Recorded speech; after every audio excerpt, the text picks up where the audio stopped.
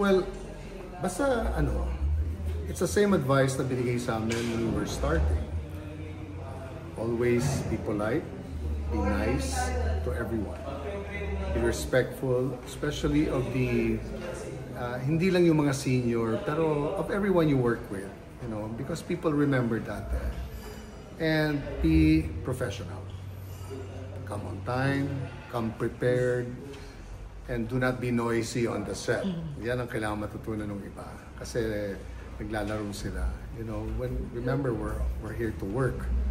So, you have to be professional. You have to, you know, you have to show that this is a respectable job, hindi to laro. So yun lang naman. But for the most part, a lot of them naman are very, very polite, which is very important. Kasi ganun din kami nung araw, you know. And, you know, that's a big, big plus. Yun, basic yun sa lahat ng gusto mag-artista. You always have to be polite.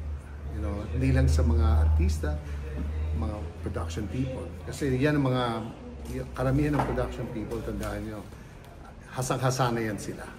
At lahat ng artista nakita na nila at alam nila kung sino ang tatagal at sinong hindi.